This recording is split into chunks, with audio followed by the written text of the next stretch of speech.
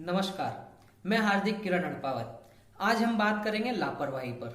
लापरवाही हम देखा जाए तो नोवेल कोरोना वायरस कोविड-19 जो कि समूचे विश्व में त्रासदी मचा चुका है, सबके पसीने छुड़ा दिए और समूचा विश्व इससे जूझ रहा है। हम अगर देखें और हम इसकी जड़ों तक जाएं तो कहीं ना कहीं इसके लिए जिम्मेदार अगर हम देखें और कहीं निष्कर्ष पर पहुंचें तो एक ही शब्द आता है, लापरवाही।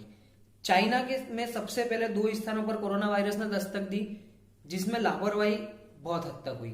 फिर हम इटली पर जाते हैं।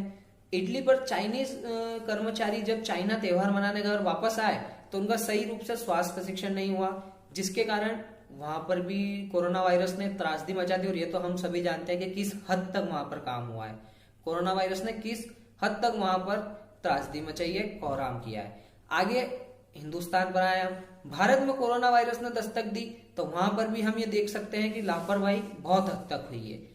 अब हम ये देखें कि हिंदुस्तान में लापरवाही कैसे हुई, तो कई सारी धर्म सभाएं हुई, कई सारी राजनीतिक सभाएं हुई, कई कुछ चंद लोगों ने कर्मचारियों को भड़का करके एक जगह इकट्ठा करा, जिससे कि कोरोना वायरस बढ़ने के चांसेस और भी ज्यादा बढ़ गए। तो यह सब लापरवाही देखा जाए तो इसमें कोरोना वायरस ने बहुत हद तक कोरोना वायरस फैला है इन लापरवाही के चलते हुए। बहुत सारे राजनीतिक धर्मगुरु और मतलब ये सब इस तरीके का वातावरण बना रहे हैं कि राजनीति करना, सांप्रदायिक भेदभाव, विवादित बयान देना और सांप्रदायिक में विवाद फैलाना। तो ये सब जो हो रहा है देश में, ये सब बहुत गलत हो रहा है। हिंदुस्तान धर्मनिरपेक्ष देश है। हिंदू, मुस्लिम, सिख, ईसाई कुछ नहीं है। हिंदुस्तान में सबसे बड़ा धर्म है इंसानियत। सबसे बड़ी अगर कोई चीज है, सबसे पहले अगर कुछ आता है तो वो है भारत। हम भारतीय हैं और भारत के हित में हमें काम करना है। जिस प्रकार अंग्रेजों ने हमारे यहाँ पर शासन करा था तो उन्होंने जो नीति, जो षड्यंत्रकारी नीति अपनाई थी वो थी डिवाइड एंड रूल। और हमने जो उनसे लड़ाई की थी और हम जो जीते थे वो था एकता और अहिंसा। हम एकता और अहिंसा से उनसे जीते थे और जो हमने जीत हासिल की थी आज वो आपके सबके सामने है। तो इस हिसाब से ही हमें इसी तरह हमें कोरोना से भी लड़ना है। हम एकजुट रहेंगे, एकता में रहेंगे तो हम कोरोना से लड़ेंगे भी सही और जीतेंगे भी सही। सबको ये लगता है कि कोरोना फैला हुआ है संपूर्ण देश में, तो इसके लिए जो जिम्मेदार है वो सरकार और प्रशासन है। इसके लिए जिसको जिम्मा उठाना चाहिए वो सरकार और प्रशासन को चाहिए।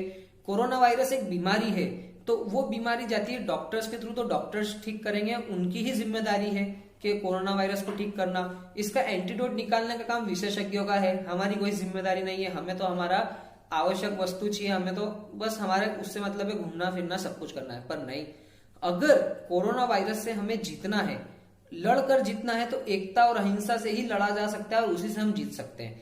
जिस प्रकार सैनिक सरहदों पर हमारे लिए खड़े हैं, डॉक्टर्स हॉस्पिटल्स में हमारे लिए हैं, पुलिस बल तपती धूप में टेंट में सड़कों पर हमारे लिए हैं, उसी प्रकार हम घरों में उनके लिए हैं। ये जो लड़ाई है ये समूचे देश की है, भारत देश की है।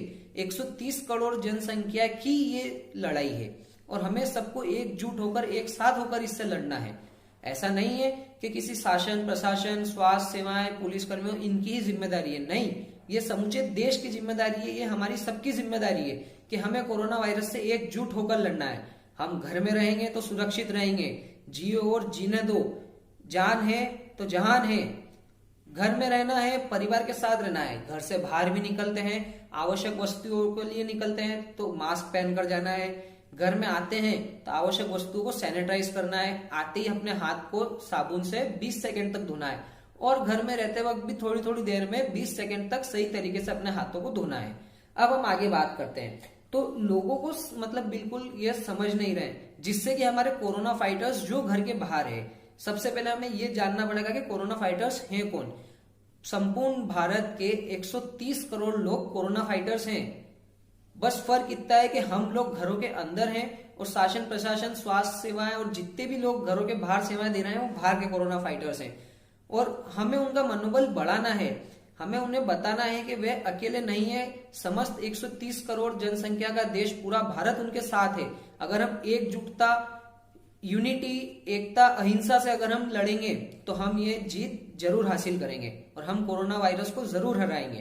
पर ये इतनी बड़ी महामारी है, इतनी बड़ी त्रासदी है, हमें इससे साथ मिलकर एकजुट होकर लड़ना पड़ेगा। जो स्वास्थ्य कर्मी है, जो पुलिस बल बाहर तैनात है, आज हम उनके लिए, उनका मनोबल बढ़ाने के लिए हम एक पहल कर सकते हैं कि हम एक पैम्पलेट बनाते हैं जिसके ऊपर हम लिखे मैं भी कोरोना फाइटर्स, अपना नाम और नीचे I am a corona fighter. हम ये लिखकर उनका मनोबल बढ़ा सकते हैं ताकि उन्हें लगे कि वे अकेले नहीं है, उनके साथ समूचा भारत 130 करोड़ की जनसंख्या उनके साथ में है। हम ये टेम्पलेट लगाकर सोशल मीडिया, जो कि आजकल का सबसे बड़ा सोशलिज्म का और मीडिया के लिए मतलब सबसे बड़ा एक ऐसा प्लेटफॉर्म है जहां पर आप अपने विचारों को खुलकर व्यक्त कर सकते हैं, तो वहां पर हम इस चीज को फैलाएं ताकि हमारे जो भी कोरोना फाइटर्स घर के बाहर सेवाएं दे रहे हैं, अपने परिवार से दूर सेवाएं दे रहे हैं, उन्हें लगे, उनका मनोबल मजबूत और उन्हें भी लगे कि हम अकेले नहीं है, समूचा देश हमारे साथ में है।